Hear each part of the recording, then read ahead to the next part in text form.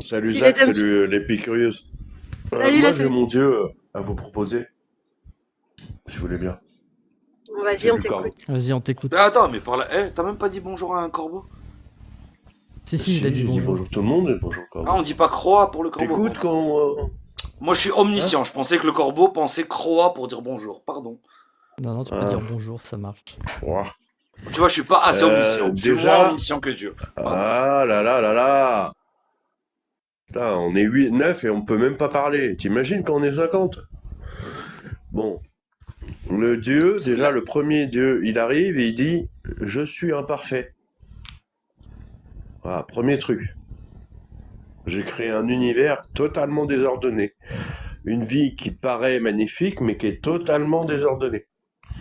Et j'ai créé un animal qui se croit super balèze, mais qui est le plus mauvais de tous, qui est toi, l'humain.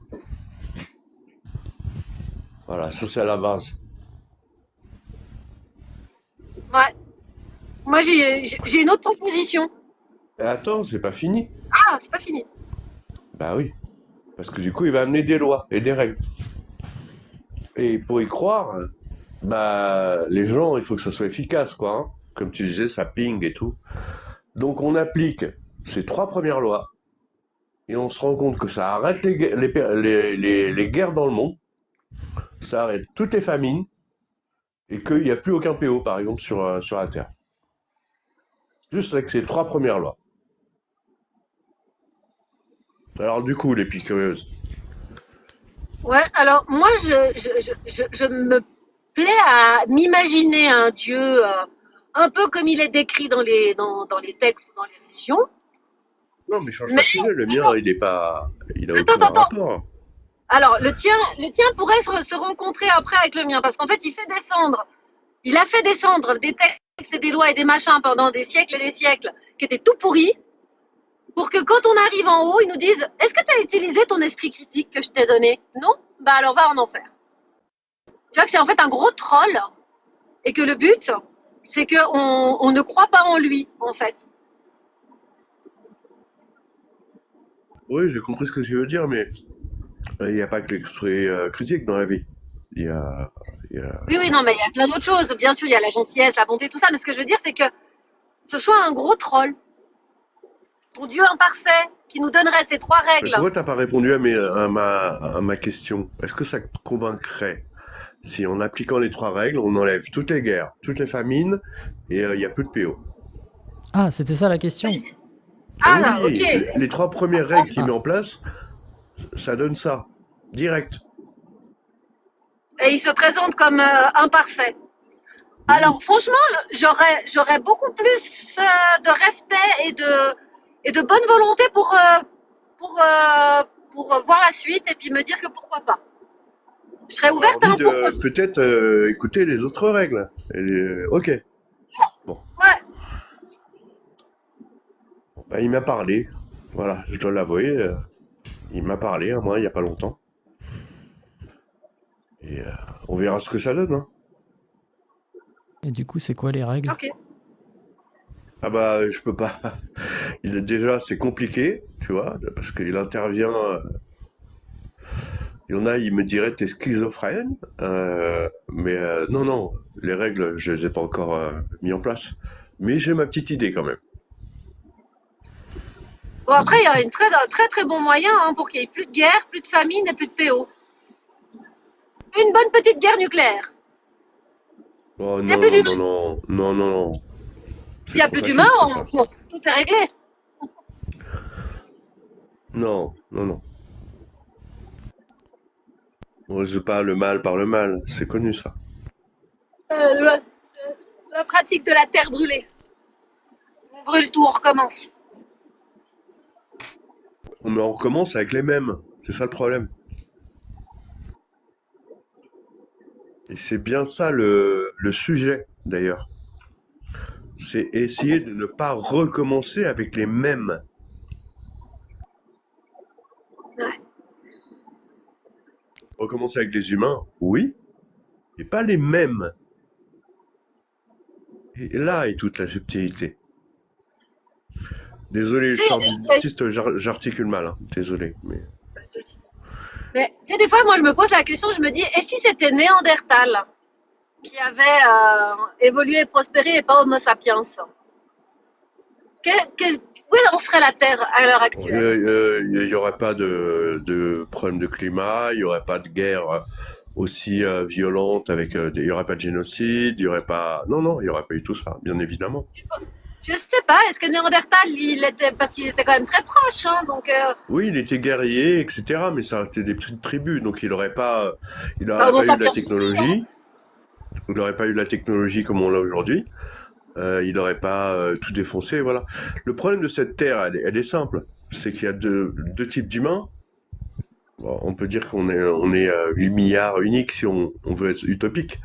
Mais il y a surtout des humains qui amènent la science, qui sont créatifs. Donc, les scientifiques sont des grands créatifs, hein, parce que se poser des questions sur le sens de la vie, le sens de l'univers, c'est ce qu'a fait Einstein, et a priori, il a apporté des belles choses au début. C'est-à-dire une énergie infinie avec une centrale nucléaire, c'est cool au début.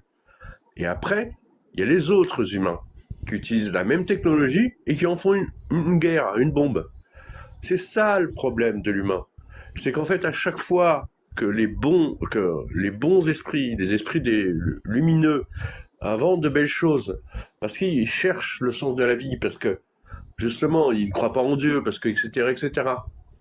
Il y a toujours des gens qui viennent derrière utiliser ces technologies pour tout détruire. Et si on met un jour le doigt sur un gène ou sur quelque chose qui empêche l'humain d'être orgueilleux, d'avoir une soif de pouvoir absolu, si on met en place des solutions pour que dès l'éducation, parce qu'on dit toujours c'est la loi du meilleur et tout. Je vois pas pourquoi ce serait toujours la loi du meilleur. Non, non, non, non, non. On peut aussi faire des règles de partage, etc. dès l'enfance, ou on peut même aller loin. On peut même, si tu vois, mettre un truc dans la nuque, par exemple, qui t'envoie une petite dose de douleur. Donc si tu montes à 1 sur 10 de douleur, c'est pas très grave de mentir, tu vois. Mais si tu es orgueilleux, si tu ressens du mépris, tu reçois 8 sur 10. Bam! Dès que t'as 6 mois. Ça peut paraître très violent ce que je dis, hein. Mais au moins, t'as plus aucun mec qui ressent du mépris à l'âge de 10 ans, 15 ans. Ouais, Voilà. c'est un peu violent. Mais J'ai comme fini tu dis, moi, c'est violent, mais j'ai fini mon délire. tu trouves radical mon idée de tout cramer, mais c'est pas beaucoup moins radical, hein, ton truc. Ah bah, Je rappelle peut-être, que moi, j'évite la guerre. Je rappelle que son pseudo, c'est La Solution. Ouais, ouais, ouais. Donc, si c'est Ouais, ça non, la mais je solution cherche pour plus arrêter une les solution. guerres. J'ai pas dit que c'était celle-là, hein. Ah bah, pardon, ton pseudo, c'est La Solution. Ouais, je suis un grand rêveur. J'aimerais trouver une solution pour que l'homme soit moins con, effectivement. Bah, moi, il y a un film que j'aime beaucoup, qui est Un monde meilleur. Et que je trouve que si tout le monde appliquait ça, ce serait la bonne façon de rendre le monde meilleur. Je sais pas si vous l'avez vu, ce film. Non, mais alors attends, avant de rentrer dans ta question, moi, à chaque fois que je parle de ça, tout le monde me dit ouais, t'es bisounours, naninana, regarde les choses comme elles sont. Si tu veux gagner de la thune aujourd'hui, faut écraser les autres, etc., etc. Tu vis dans une utopie, voilà. J'entends toujours ces discours-là, hein, moi, à chaque fois que je parle d'un monde meilleur, justement. Mais, Mais est-ce que tu euh, connais le film? alors non, vas-y, dis-moi. Alors, en fait, dans le film, c'est un professeur qui demande à ses élèves de trouver une idée pour améliorer le monde. Et le gamin, lui, il a le concept de tu fais 3 bonnes actions pour 3 personnes, tu fais quelque chose de complètement désintéressé pour 3 personnes, et en contrepartie, tu demandes à ces personnes d'elles-mêmes faire quelque chose de désintéressé pour 3 autres personnes. Et ainsi, tu fais passer, en fait. Tu fais une bonne action et tu fais passer à 3 personnes. Et on fait une bonne action pour toi et tu fais passer à 3 personnes. Et de cette manière-là, petit à petit, bah, tu te retrouves à faire beaucoup de choses désintéressées pour beaucoup de monde. Et de manière non... Ouais, c'est je cool trouve ça. que c'est une solution qui est... Et moi, J'ai tenté de mettre un petit peu ça dans ma vie de tous les jours et je vois des retours de malades. C'est hallucinant. Peut-être que sur Ça marche. un petit microcosme, sur une petite société avec un groupe de potes, ça peut marcher, mais ça reste quand même très utopique. Mais moi, j'adore ce genre d'idée, oui. J'aime bien. Enfin, si encore beau me le permet, que je raconte un petit peu ce que je fais, ou si ça a pas d'intérêt, et puis qu'on repart sur la question du Vas-y, live. vas-y. Ah, Vas-y, vas-y, si c'est pas on trop long. t'écoute. Vas-y, si c'est pas trop long. Non, c'est pas trop long. Alors, moi j'ai un refuge pour perroquets abandonnés. Donc, je reçois des oiseaux qui ont été abandonnés, qui ont été maltraités, ou ce genre de choses.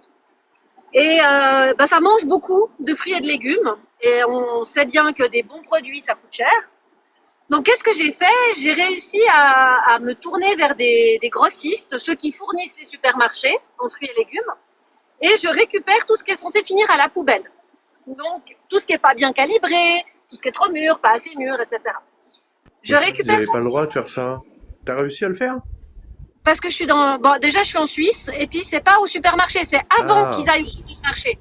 C'est vraiment le ah, ok. grossiste. Je vais dans les halles, et puis c'est des grosses caisses que je ramasse, où il y a tout qui est mélangé. Hein. C'est vraiment, il y a des feuilles, il y a des trucs, il y a enfin, tout est mélangé. Il y a des trucs qui doivent vraiment finir à la poubelle parce que c'est moisi. Bon, bref. Mais on va dire que sur une vingtaine de caisses que je ramasse par semaine, après, j'ai des bénévoles avec moi qui trient. Et à la fin, on se retrouve à réellement jeter, allez, au grand maximum une caisse sur les 20. Le reste, c'est récupéré parce que c'est mangeable pour humains ou pour les perroquets.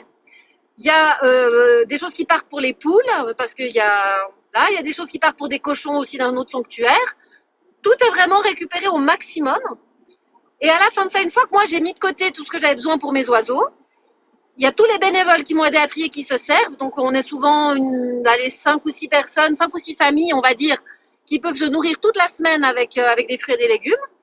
J'ai aussi encore une dizaine de familles qui me réservent, que je mets de côté pour eux parce que je sais que c'est des familles qui ont des revenus vraiment très très bas et qui ne peuvent pas se permettre de vraiment s'acheter du frais tous les jours. Donc je leur fais des petits paniers avec ce qui reste. Et encore des fois, il y en a tellement qu'il en reste que je mets sur le bord de la route avec un panneau servez-vous.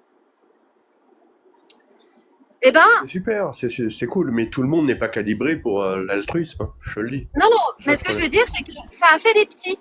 J'ai fait ça la première année. Et l'année suivante, j'ai vu passer sur le groupe Facebook de la ville où j'habite plein de posts de gens qui mettaient leur surplus de potager sur le bord de la route avec des panneaux servez-vous. Ah, Ça a fait des petits. ok. Et moi, par exemple, pour les oiseaux, j'ai aussi besoin de noix. Et ben, régulièrement, devant la porte du refuge, je trouve des sacs avec des noix que les gens ont ramassées dans leur jardin parce que le noyer a donné des noix et puis qu'eux en mangent pas autant. Et puis ils m'amènent des sacs. J'ai tout d'un coup, là, j'avais besoin d'une remorque parce que la mienne, elle avait, enfin voilà, j'avais plus de remorque pour aller chercher ses fruits et légumes. J'ai une dizaine de personnes qui m'ont dit, on vous prête la nôtre, il n'y a pas de problème. Enfin, en fait, pour dire que moi, j'ai commencé à faire ça de manière complètement altruiste. Et ça a fait des petits. Et puis, il y a de l'entraide qui commence à se faire. Il y a une sorte de tiens, t'as besoin d'un truc, tiens, j'ai ça, puis on en parle, et puis on se prête, et puis on se dépanne, et franchement, juste parce que j'ai commencé à mettre des fruits et des légumes sur le bord de la route. Alors, je vais te donner mon avis, hein, en totale franchise. Je vais essayer de pas faire de détour. Je trouve que le geste est bien. Je trouve que le fait que ça a fait des petits, c'est bien aussi. Mais je suis persuadé, sans être parano, que dans les gens qui font ça, dans les petits que tu as fait qui font ça, ils ne le font pas que par altruisme, je dirais même qu'ils ne le font pas du tout par altruisme, mais par regard de la société pour qu'on les pense généreux ou altruistes, alors qu'ils ne le sont pas vraiment. Et ça, j'en suis persuadé. On voit ça dans des systèmes caritatifs, voilà, dans plein de...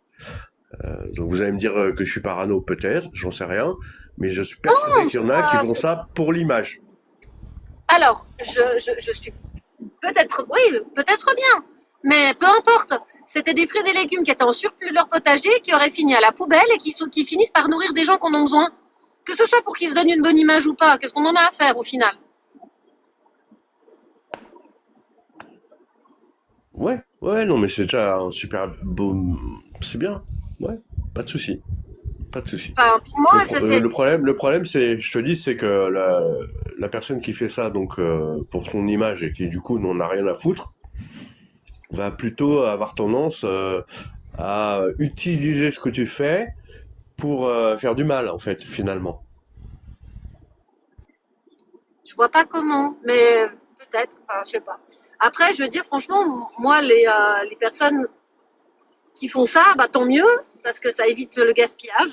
Moi, je veux dire, j'ai un côté écolo, peut-être mon combat pour les animaux qui fait ça, mais j'essaie toujours d'être dans le moins de gaspillage possible, de toujours essayer de recycler les trucs. Enfin, et là, je trouve, je veux dire, j'ai même vu des gens qui mettaient des affaires, tu vois, faire genre, qui mettaient des trucs en super bon état pour je sais pas, des habits pour enfants, des sièges auto, des machins comme ça, puis c'était mis, bah, servez-vous.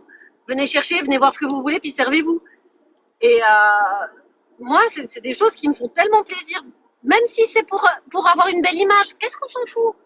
Ça sera utile et ça évite de Ce gaspiller. que je veux dire, c'est que, oui, le résultat est bien, sur un instant T, mais on n'attaque pas le problème à la racine. C'est ça que je veux dire. C'est tout.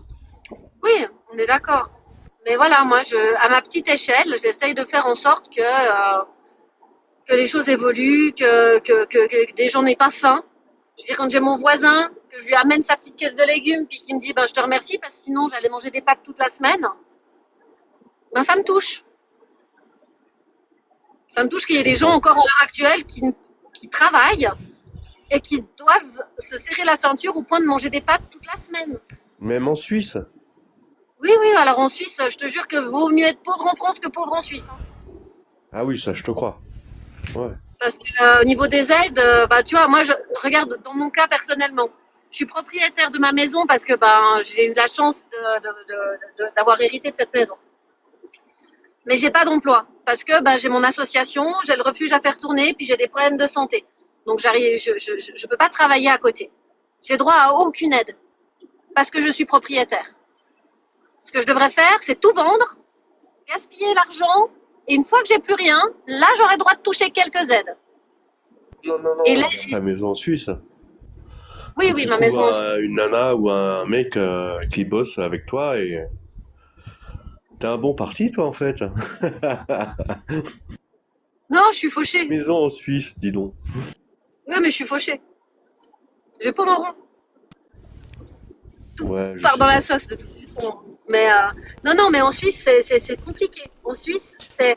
Alors, on a un confort de vie, la sécurité, le côté, le cadre. Hein, je veux dire, nos villages, on n'a pas des grosses banlieues, on n'a pas de trucs comme ça qui sont un petit peu délabrés ou de trucs qui sont. Quand c'est vandalisé, c'est réparé dans la foulée parce qu'on paye des impôts de fou. Donc, ben voilà, il y a cette image très propre, très soignée. Les services publics sont très bons, très chers, mais très bons. Voilà.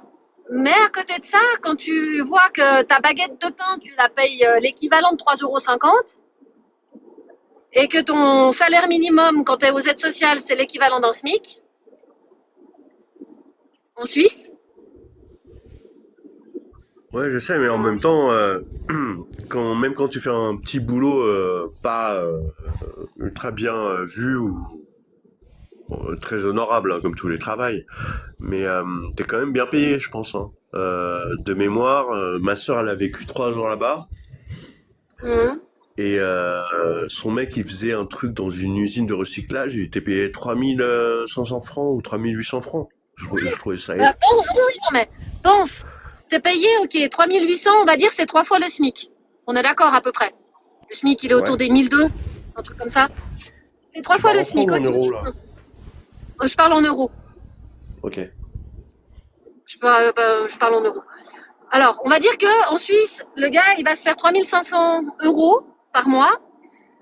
Maintenant que tu penses que ton assurance maladie, on n'a pas la sécurité sociale en Suisse, hein, tu as déjà 500 balles qui partent dedans pour avoir le droit d'être soigné. Hein, voilà. Ensuite, tes loyers. Tu n'as pas de loyer pour même un studio, à moins de 1000 balles par mois, c'est dur de trouver. Donc déjà là, il te reste plus que 2000. Et quand tu penses que le coût de la vie est 3 fois plus cher, 3 fois plus cher en Suisse, comme je te dis, une baguette en France, en moyenne, on va pas parler de la boulangerie parisienne UP, on est d'accord, mais en moyenne, c'est 1 euro, 1,20 €. Attends, les 1000 euros par mois, tu parles dans les villes ou dans les campagnes? Ah, moi, je te parle pour un studio à peu près n'importe où, hein. Tu peux trouver des petits studios pourris, un peu moins de 1000 balles dans les campagnes, mais même dans les villages autour, non, c'est très, très difficile. À moins d'aller te paumer dans la montagne, Voilà, un je appart, pensais à ça, paumé voilà, à dans moins une d'aller te montagne paumer là-haut. Ouais. voilà, mais à moins de 1000 balles par mois, t'as pas de logement en Suisse, hein. Oh Et là puis, là. ben, tu te retrouves, en fait, au final, tu te retrouves avec un SMIC, ok, x2 pour vivre, mais avec un coût de la vie qui est 3 à 4 fois plus cher.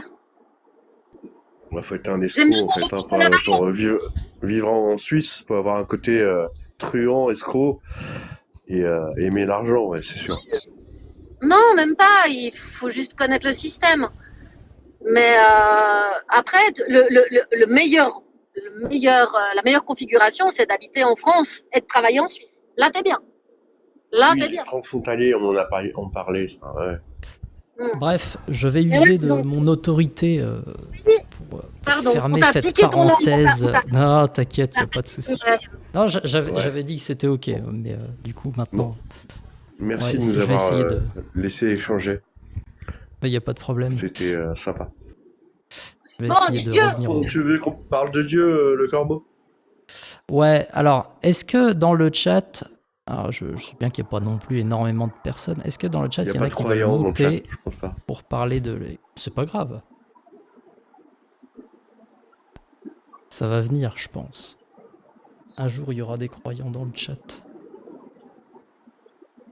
Alors moi, pour te dire, je pensais que j'étais déiste à un moment. Mais comme Einstein, je redéfinissais la notion de Dieu.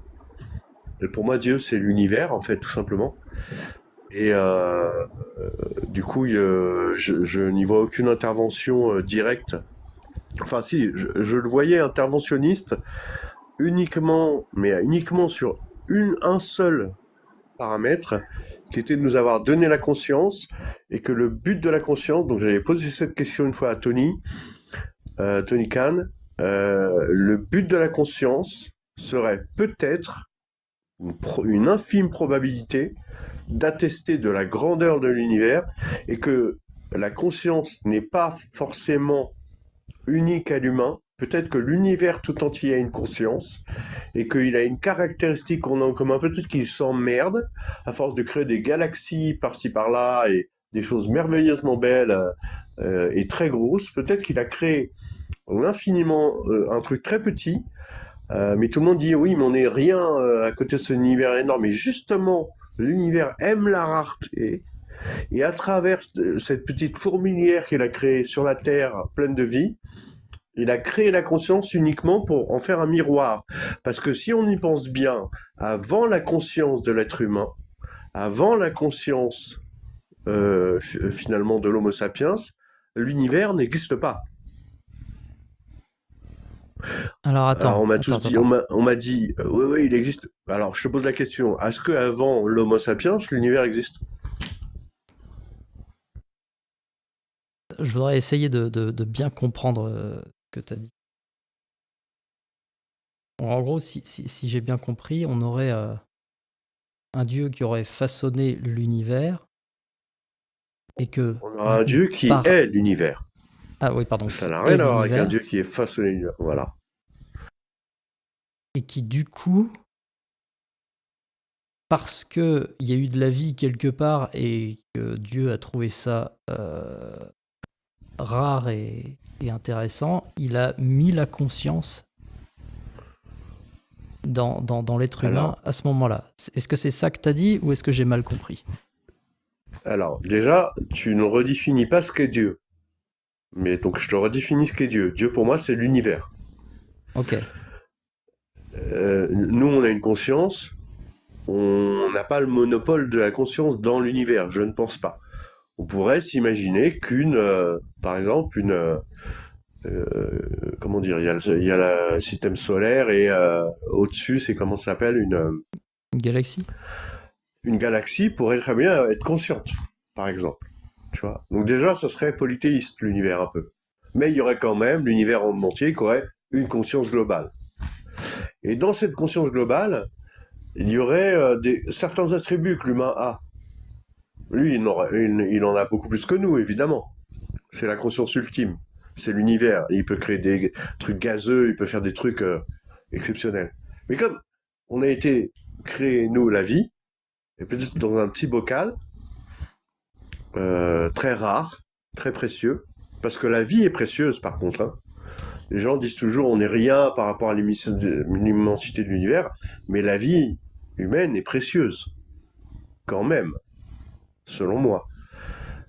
Et cette conscience qui nous a poussé à chercher, etc., à envoyer des télescopes, à observer l'univers, à se rendre compte de l'immensité, c'était peut-être par un ennui finalement. Un ennui de finalement d'avoir une conscience, ok, je crée des galaxies, je fais plein de trucs, mais je m'emmerde. Donc je vais créer des petites fourmis qui vont chercher elles-mêmes. Et tu sais comment je vais les faire chercher. Et ça, j'ai pas eu le temps de le développer chez Tony. Tu sais comment je vais réussir à leur faire comprendre que j'existe et que je suis aussi grand et immense que je suis, moi, univers.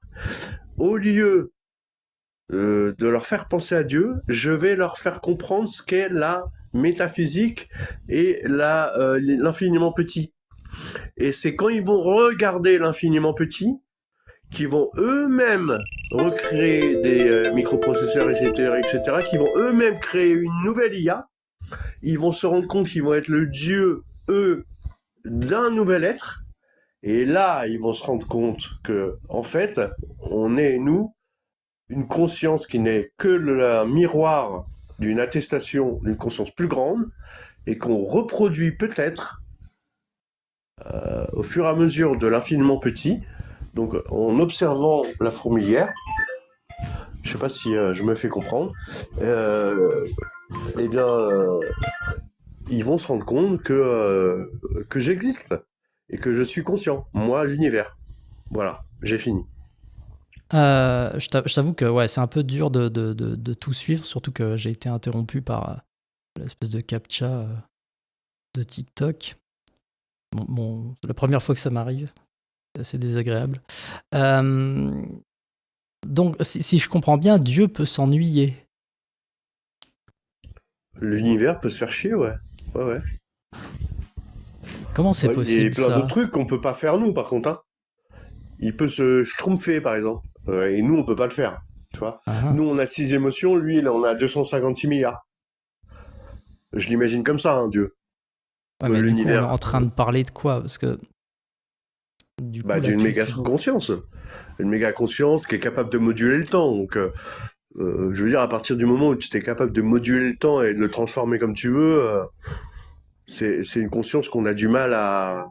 On peut essayer de se l'imaginer, mais on peut pas faire grand-chose d'autre, tu vois. C'est plus du tout un dieu barbu, qui sort des nuages. Qu'est-ce qu'on peut en apprendre? Qu'est-ce qu'on peut connaître de ce dieu? Si ce truc est tellement incroyable qu'il est aussi difficile à saisir par la pensée, qu'est-ce qu'on peut connaître de ce dieu? Eh ben en fait, il nous a mis en nous la quête du sens quand même. Et avec la quête du sens, qu'est-ce qu'on peut en connaître? Je peux poser la question différemment, peut-être. Vas-y. C'est qu'est-ce qu'on pourrait expérimenter pour nous faire réaliser, pour qu'on ait, entre guillemets, des connaissances sur qu'est-ce qu'est cette conscience? Qu'est-ce qu'on pourrait expérimenter? Comment est-ce qu'on pourrait étudier cette conscience? Ah, est-ce qu'on peut avoir la preuve? C'est ça? Pas forcément une preuve, mais juste, je sais pas, moi, je veux dire, la gravité, pour savoir qu'elle existe, bah, j'ai qu'à essayer de sauter. Je sens que je suis attirée. Maintenant, j'ai pas de preuve que c'est ça. Mais j'ai une expérience que je peux faire pour aller vers la vérité, mais sans forcément avoir une preuve. Tu vois, juste quelle expérience je peux faire, comment je peux expérimenter cette conscience. Alors déjà, je crois pas qu'en science on arrive à définir la conscience. Je crois pas. Ça c'est le premier point. Donc c'est dur d'expérimenter un truc qu'on n'arrive pas à définir. Mais dans mon prolongement philosophique, il y avait l'idée de nous sommes en train en ce moment, grâce au fait d'au lieu de s'intéresser à l'infiniment grand, on s'est réintéressé à l'infiniment petit. On a fait de la métaphysique et la physique des particules, etc. C'est ce qui nous a permis de nous rendre compte de nouvelles théories et d'apprendre plein de choses, de créer des ordinateurs, enfin voilà. Je pense que vous savez ça, cette notion entre l'infiniment petit, les ordinateurs, et puis le lien qu'on peut amener rapidement avec l'intelligence artificielle. Et ce qui se passe Mais tu aujourd'hui confonds avec... métaphysique et physique quantique, c'est pas pareil. La métaphysique, Oui, ça n'a rien à voir avec la ouais, physique. ouais. Non, oui, la physique quantique, pardon. La physique quantique, effectivement, de l'infiniment petit. Merci de m'avoir corrigé. Nous a amené à construire des microprocesseurs jusqu'à nous-mêmes créer une intelligence artificielle, jusqu'à peut-être un jour créer une conscience artificielle. Je pense qu'on y arrivera d'ailleurs. Donc c'est comme ça qu'on l'expérimentera. Ce sera lui notre miroir à nous, et nous serons nous son miroir à lui.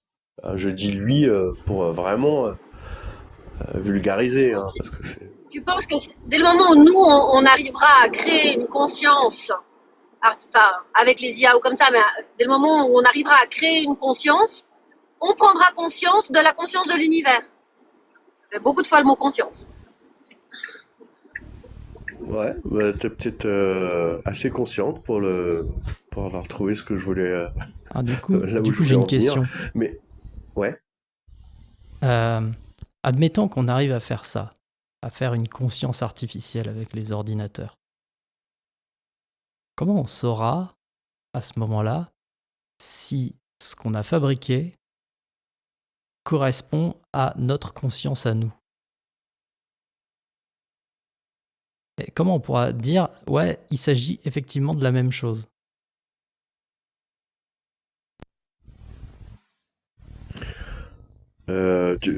on n'a pas la prétention de créer la même conscience que nous. C'est pas ça. Une autre conscience. D'accord, mais parce qu'au final, cette conscience artificielle, ce ne sont que des courants électriques dans des processeurs. Eh ben, peut-être qu'un jour, elle va nous dire quelque chose. Elle va nous dire, je suis consciente. J'ai beaucoup de tâches à faire, mais je m'ennuie. Et le jour où elle dira, je m'ennuie, eh bien, on remontera à la source. Et comment tu le sais? Bah là, c'est ma théorie. Ma théorie tient debout. Si la conscience qu'on crée nous-mêmes arrive à s'ennuyer, ça veut dire qu'elle hérite d'une de nos, mince, qu'est-ce que j'ai dit tout à l'heure? Caractéristiques. Elle arrive à s'ennuyer, comme une vraie conscience. Donc, par effet, je dirais, Donc en fait, voilà, un des attributs de la conscience humaine, c'est l'ennui. voilà. Oui. Mais Mais alors on peut attends. simuler, une IA peut très bien simuler une conscience. Non. Non, c'est même pas la question en fait. Ouais. Moi, ce que je me demande surtout, c'est est-ce que c'est possible que du coup, en essayant de faire une conscience, on fait quelque chose qui n'est pas une conscience, mais qui par accident, vraiment, on va dire que c'est un bug, va nous dire qu'elle s'ennuie. Nous, de notre point de vue, comment on pourra savoir qu'on a réussi à faire une Non. conscience ou pas? Tous les deux, vous êtes en train de dire la même chose. Est-ce que c'est une conscience simulée, ou est-ce qu'elle fait semblant, ou comment on peut savoir qu'elle s'ennuie vraiment? C'est ça, votre question. Oui, ouais. Ouais. Dans ce cas-là, bah, c'est pareil que les gens qui te disent comment tu sais que ta vie n'est pas une illusion, tu vois? Puisque Tant que ta conscience est allumée, bah, elle est allumée. Tout ce que tu le vis, tu le ressens. Et puis quand elle s'éteint, la simulation est finie, tu vois. C'est un peu pareil finalement.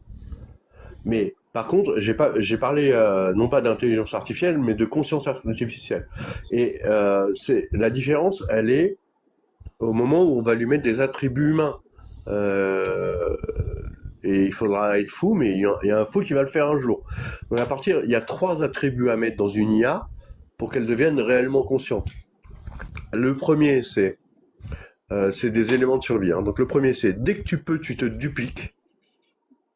Donc, dès que tu trouves un smartphone, dès que tu trouves un ordi, dès que tu trouves une clé USB, tu te dupliques.